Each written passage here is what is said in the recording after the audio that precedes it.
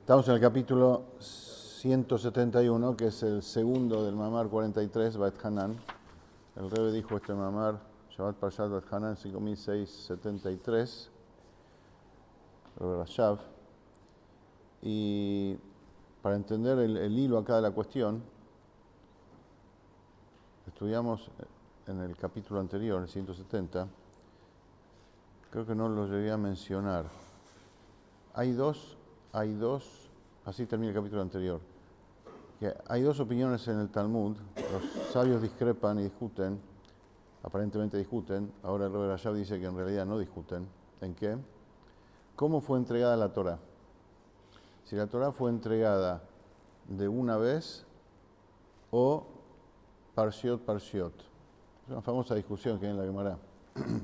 Es decir, si Moshe escribió la Torá de una vez al final de los 40 años, todo el rollo de la Torá de una, o fue escribiendo una parshá por parshá a medida que sucedían las cosas. Matan Torá, terminó Matan Torá, escribió Matan Torá. Después hubo el problema con los Meraglim, escribió el tema de la parshá de los Meraglim. Después Korach, o al revés, no me acuerdo cómo fue. Después todas las cosas que pasaron, así como pasaban, las escribía. Otro dice no, esperó al final de los 40 años, como dice ahí, la Torah misma dice al final, que Moshe escribió todo el Sefer Torah. Entonces, significa que al final lo escribió de cero o ya tenía prácticamente todo escrito y lo juntó y después escribió las copias nada más, como dice que lo tradujo a 70 idiomas. Y también escribió uno para cada tribu. Entonces, la pregunta es, ¿el original, el primero de todos, lo fue escribiendo de a poquito y después lo completó, o lo hizo de cero, ahí cuando la Torah dice escribió el Sefer Torah? Y el Rebbe dice que no hay discusión en realidad, que ambas posturas son verdad y que están hablando en realidad de dos niveles. De dos niveles. O sea, si estamos hablando de la Torah como está en Adam Kadmon, o estamos hablando de la Torah como está, como se desarrolla en todos los mundos. Dijimos antes de que cada mundo, cada nivel, tiene su Torah. Entonces, la Torah habla de sucesos en un momento específico, en un lugar específico. Significa que lo que está en el klal, en la generalidad de Adam Kadmon, es como que se descubrió, se reveló y se mostró en ese momento y en ese lugar. Y eso es lo que dio vida a eso. Y por eso, de paso, el Alter Rebbe, y el Rebbe dice muchas veces, que hay que vivir con el momento, con el tiempo. Y eso se refiere a la parshá de la semana. Porque la parshá de la semana es lo que da vida, es lo que sale de Adam Kadmon, lo que se revela de Adam Kadmon y da vida a este momento y a este lugar. Y a nosotros, así como estamos en este momento, en este lugar, la Torah se revela, o sea, está en Adam Kadmon, y en Adam Kadmon está la parshá, por ejemplo, ahora estamos en Parashat Bejucotai, en el año 5784. Significa que Parashat Bejucotai está en Adam Kadmon hasta hoy para revelarse 5784 veces en cada lugar, en 5784 años diferentes, en cada lugar de manera como da vida a ese lugar, y en cada persona, en cada Yehudí y en todo el mundo.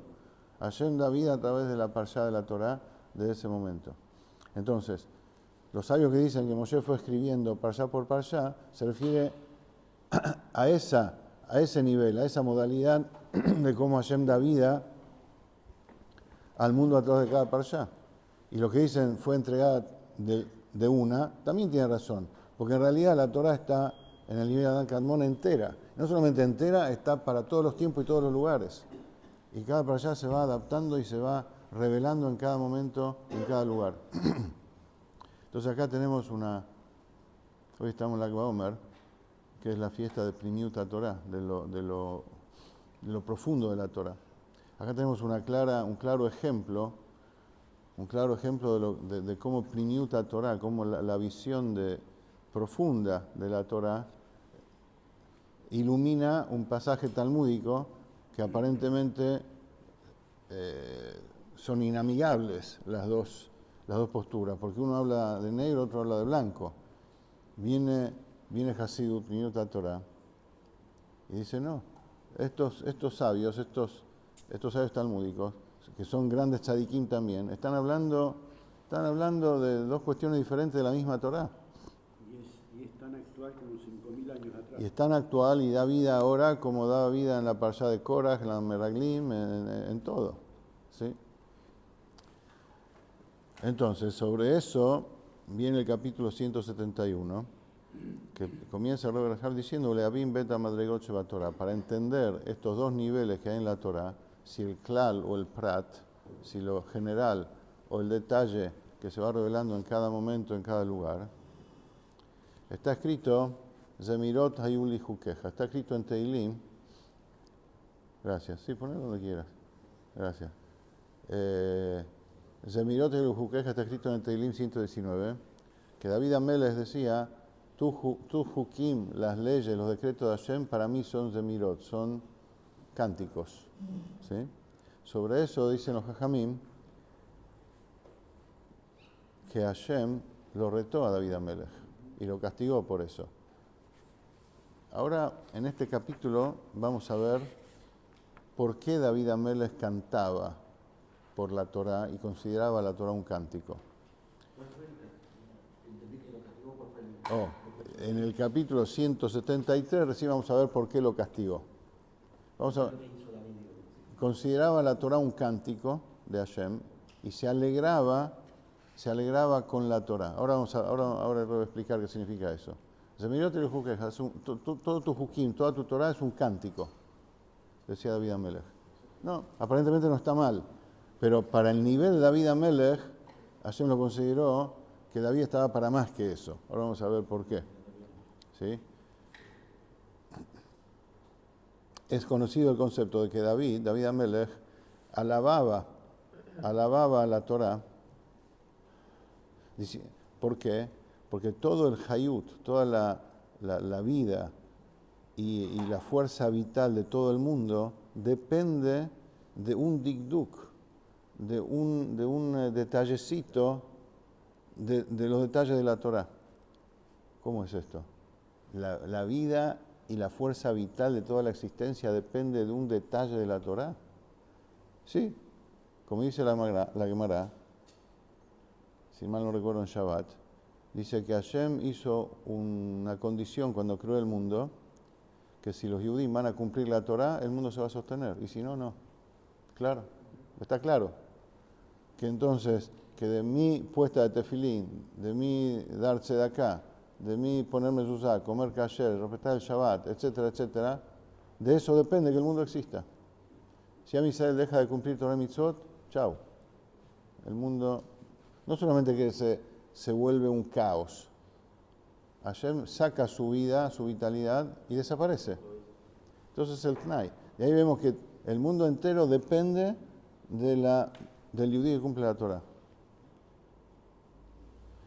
No solo eso, sino que a través de la Torah y las mitzvot, cuando el Yudí hace lo que le corresponde y de la manera que corresponde, se despliega en la creación un flujo mayor de revelación de Hashem. Es decir, un flujo mayor significa que hay más conciencia, más claridad en la mente y en el corazón de la persona acerca del Creador. Eso cuando el Yudí hace las mitzvot como corresponde. Por ejemplo, está escrito que cuando se hacían los korbanot en el Bet HaMikdash, toda la materia se elevaba. Como dice Raza, el secreto del Corbán se elevaba hasta el secreto, hasta lo profundo del Ensof, del infinito. Uno ve los korbanot y dice, estos mataban animales, son sanguinarios. Bueno, el tema que Hashem dice en la Torah, como corresponde que en el Bet HaMikdash había que ser korbanot, era un tema y es un tema. Por eso nosotros también decimos los korbanot verbalmente antes de la tefilá. Porque a través de eso, a través de un animal que se que se ofrendaba en el Mizbeach, en el altar de Beit HaMikdash, como mitzvah de Hashem, creador del mundo. No es una secta de por ahí que agarra un animal y lo mata y empiezan a bailar alrededor y a decir cosas. Estamos hablando acá que Hashem, creador del mundo, creador del hombre, creador de ese animal, dice, para eso yo hice este animal, para que en mi altar, en mi casa, en Beit HaMikdash, se eleve hacia mí. Y cuando eso sucedía, ese animal representaba a todos los animales del mundo. Entonces todo se elevaba a través de ese animal en el altar y descendía, se proyectaba hacia el mundo un flujo mayor de divinidad. El Corbán, como sabemos, significa kiruv, viene la palabra kiruv, que significa acercamiento. Entonces, acercamiento de todas las fuerzas de la creación hacia Hashem. Y a través de eso se proyecta mayor vitalidad en la creación. Es decir, no solamente que Hashem sostiene el mundo cuando se cumple Torah y Mitzvot, sino que Hashem da más vitalidad, más claridad, más hayut, más ganas de hacer las cosas, de estar cerca de Hashem gracias a la Torah y las Mitzvot. Hay un pasú que dice, que de acá se aprende esto también, Reas nijoach la Hashem. El Corbán es una ofrenda, un aroma placentero, la Hashem, la Havaya, para Havaya. ¿Qué significa eso? Que se desplegaba mayor revelación del infinito al nombre Havaya. Reas nijoach la Havaya. Es un aroma placentero hacia Havaya. Havaya son las sefirot. Yud Kei Vav Kei representan las 10 sefirot. Incluso en los niveles más abstractos, donde no se ven todavía las sefirot, está oculto el nombre Yud Kei Vav Kei, como estudiamos muchas veces. Desde el infinito de Hashem se proyecta mayor flujo infinito hacia, después del Tzimtzum, donde va apareciendo el nombre Havaya. Eso gracias a los Korbanot. Cosa impresionante. Y por eso, en la época del Beit HaMikdash, iluminaba mucho más la divinidad que ahora. Por ejemplo, los 10 milagros que había en el Beit HaMikdash diariamente. Como dicen los Jajamim, así como la persona se venía a mostrar en los regalín, también venía a ver, también venía a visualizar. Hashem dice, quiero que todos vengan y se muestren ante mí. Así como venía a mostrarse, venía a ver cómo Hashem se revela. Había 10 milagros permanentes que pasaban ahí en el Beit HaMikdash. Por ejemplo, el que se me viene a la mente ahora, justamente hablando de los korbanot. Hacían un korban y subía el humo. Dice que la columna de humo no tenía fin y se la veía hasta arriba, y por más viento que había, no se movía. Un milagro revelado. El viento no corría a la columna de humo. El fuego de Hashem descendía un fuego así milagroso, entre comillas mágico, y consumía el corbán. Otras cosas más, más físicas, pero también fuera de lo común.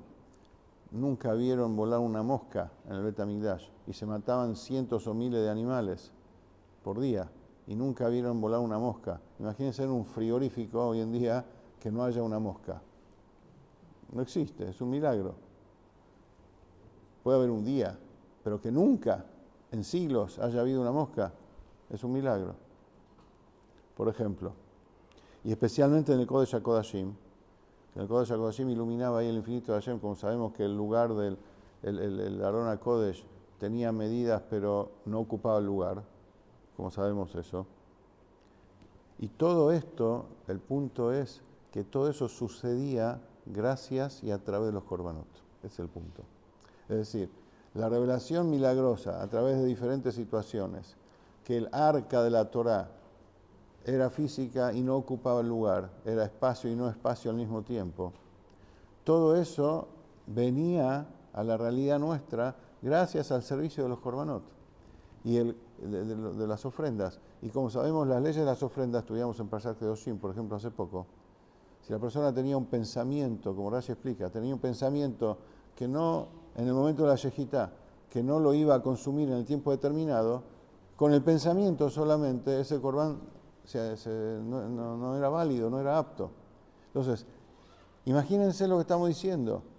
Hashem, creador del mundo, ordena mitzvot en la Torá y pone dentro de los detalles las mitzvot incluso qué tipo de pensamiento debe tener la persona. Y de eso depende que Hashem se revele en el Kodesh HaKodashim y que el tiempo, el espacio y el no espacio estén juntos. ¿De qué depende? De un pensamiento de la persona. Porque si la persona hace lo que Hashem quiere, trae divinidad al mundo. Es impresionante lo que dice acá. Y de acá vemos lo mismo, obviamente pasa hoy en día también. Solamente que al estar en Galut no lo visualizamos como se veía en ese momento. Estamos en Lag BaOmer. Sobre Lag BaOmer, el Alter Rebbe dice, está escrito en nombre del Alter Rebbe, que el Alter Rebbe dijo que para Rabbi Shimon Bar Yochai no se destruyó el Bet HaMikdash. O sea, Rabbi Shimon Bar Yochai, que es el protagonista de la fiesta de Lag BaOmer, porque él pidió en el día de su partida de este mundo que sea un día de alegría, porque la unión que él estaba logrando en ese momento era incomparable a la unión con Hashem que él logró durante toda su vida. Y en ese momento, antes de partir, reveló los secretos más profundos de la Torá. Ahora, ¿cuál es el punto acá? Rabbi Shimon Bar Yochai estaba a la altura de esos tzadikim que para ellos el Bet HaMikdash no se destruyó. Es decir, nosotros cumplimos mitzvot hoy en día, lo hacemos meticulosamente, perfectamente, pero como estamos inmersos en el Galut, no vemos el efecto. Hashem no se revela ante nuestros ojos. Pero hay tzadikim que dice que para ellos no se destruyó el Bet HaMikdash. Significa que ellos ven el efecto de las mitzvot, incluso ahora a ellos no les está vedado el acceso al efecto de las mitzvot. Eso es una de las explicaciones, se puede decir, que para él no se destruyó el Bet HaMikdash.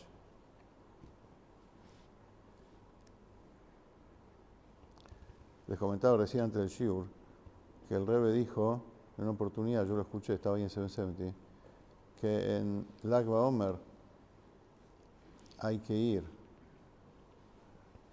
No me acuerdo si lo escuché directo o lo escuché de quien lo escuchó, o el Rebbe lo escribió, no me acuerdo, pero estaba ahí cuando el Rebbe lo dijo o lo escribió, en el año, no me acuerdo si era 88, 89, 90, en los años que estuve ahí. Dijo que hay que ir al Ohel, en Lag BaOmer, porque ahí también está Rabbi Shimon, en el Ohel del Rebbe. En esa época estaba el Rebbe anterior. Ahora el Rebbe nos dice, vayan al Ohel, que ahí también está Rashbi. También está Rabbi Shimon Bar Yochai. Hay dos explicaciones para eso. Creo que el Rebbe lo escribió diciendo que las tumbas de los tzadikim están, cuando llegue el momento de la resurrección, todos van a resucitar y van a volver a la vida en Eretz Israel. Significa que hay túneles que van a ir los cuerpos, Hashem va a llevar los cuerpos por debajo y los va a volver a la vida en Israel. Entonces, de ahí se sabe que todas las tumbas de los tzadikim están conectadas. Para estar conectadas, entonces físicamente en el Ohel también hay algo de Rabbi Shimon. Esa es una explicación. Otra explicación más hasídica, digamos, es que ahí está el Rashbi de la generación. El Rabbi Shimon de la generación está ahí, es el Rebbe. Entonces, a través del Rashbi de la generación, nos conectamos también en el Ohel con Rabbi Shimon Bar Yochai, literalmente. ¿Sí? Entonces,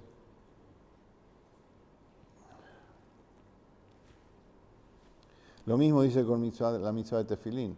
La mitzvah de Tefilín es para traer el Moaj, para lograr, como decimos, como está escrito en el Sidur, y hay que tener en mente en el momento que uno se pone los Tefilín, que Hashem nos ordenó poner el Tefilín en el brazo y sobre la cabeza entre los ojos, para reconocer y saber que Hashem hace milagros para con nosotros, y Él es el dueño y amo absoluto de todo, y con eso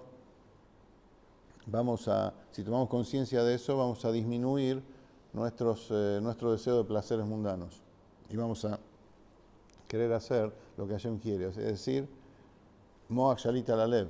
El Moach, el cerebro, domina los impulsos del corazón. Explica acá el Rebbe. El Moach, el cerebro, tiende a ir siempre hacia arriba, entre comillas. ¿Qué significa hacia arriba? Quiere conectarse con las cosas objetivamente, con el mundo intelectual y desconectarse de la materia. O sea, si fuera por el cerebro solo, el cerebro hace su vida y el corazón hace la suya. Pero la Torah nos dice, ponete filim, y eso va a ayudar a que el cerebro, a que la mente pueda encaminar los impulsos del corazón. Y la persona sea un mensch de verdad, emociones y sejel al mismo tiempo, que esté coordinado. Ahora, en la sefirot, ¿por qué es así en la persona? Porque en el origen del alma, en el diagrama que Hashem hizo, en el plano del alma que Hashem hizo en el mundo de Atzilut, que son las sefirot, las tres primeras están conectadas, que son las tres sefirot intelectuales, digamos así, están conectadas más con el infinito que con la creación. Las sefirot que le siguen, son las emocionales, son las que, 6 días de la creación, una por cada sefira, son las que van y se despliegan la luz de Hashem hacia la creación. Entonces, el objetivo es que el infinito de las tres primeras conduzca y se despliegue hacia las sefirot de índole emocional para que el infinito se sienta en la creación también. ¿Cuándo sucede eso? Hoy en día, cuando el Yudí se pone tefilín y despliega y conecta su mente con su corazón y después se conduce acorde a eso. Entonces, lo que uno hace, hay una Yom Yom de estos días, ¿no? Que el Alter Rebbe decía sobre la Mishnah, da male mala mimaj. Saber lo que sucede en lo alto, en la Sefirot, depende de uno. Entonces, así como uno se conduce y coordina su mente y su corazón, así sucede, ese es el efecto que uno hace en la Sefirot. Entonces, vemos de acá que del cumplimiento de las mitzvot depende el sostenimiento del mundo y la revelación de Hashem en el mundo. Estos son los motivos por los cuales David Amelech estaba alegre por la Torah. Decía, Zemeirot Elu Jukeja. Tus hukim, tus mitzvot, tus decretos, son para mí música. Porque, como explica acá, que en el momento de su aflicción, que estaba perseguido y que se escapaba y estaba en las cuevas por ahí solitario y tenía miedo por su vida, él se alegraba con la Torá porque decía, porque llegaba a la conclusión de que así como toda la existencia y todo lo que pasa depende de un detalle, de un pensamiento en un corbán, de lo que la persona piensa cuando se pone tefilín. Que el mundo exista y que Hashem se revele depende de un detalle de la Torah, significa que el mundo en comparación a la Torah es nada.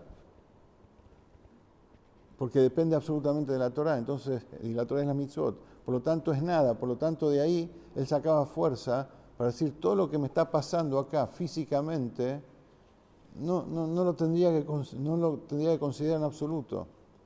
Porque toda la situación de peligro que me pasa es simplemente una cuestión material que depende de la Torá. Entonces nada. Y con eso se alegraba. Esa era la abodá, el servicio de Hashem David Amelech. Ahora, ¿por qué Hashem lo castigó por eso? Vamos a ver más adelante. Porque Hashem pretendía de David una conexión superior a esa. Vamos a ver después en qué consiste. Pero esa era la alegría de David. Y de eso aprendemos una gran cosa para nosotros. Cómo todo depende de nuestra Torah y nuestras mitzvot. Ahora, la misma raíz de Zemirot, Ayuli Jukeja, Zemirot de cántico, hay otro pasú que dice Lezamer Haritzim. Significa cortar las malezas. Lezamer también es cortar, sacar las malezas. Y acá le voy a hacer una introducción, después lo vamos a terminar la clase que viene.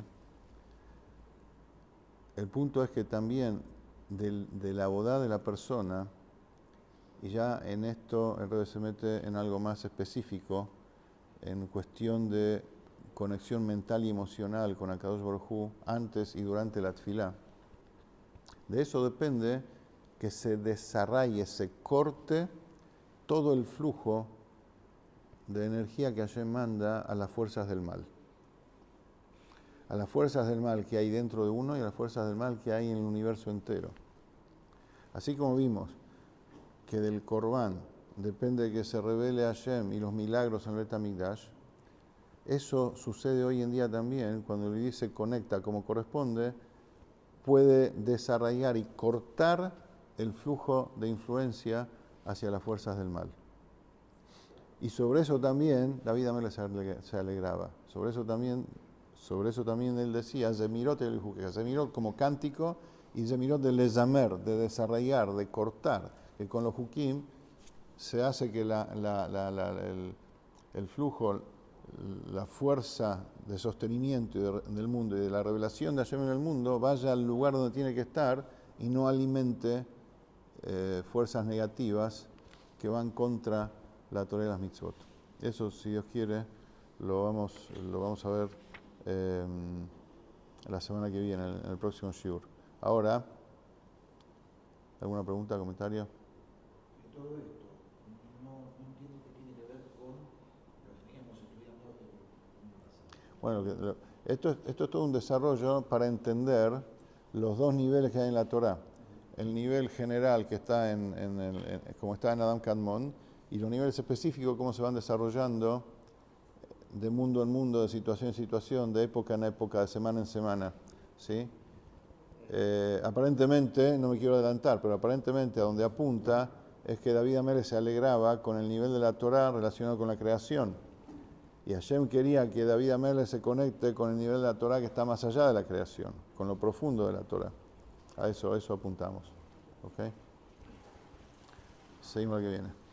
Cuando Rashbi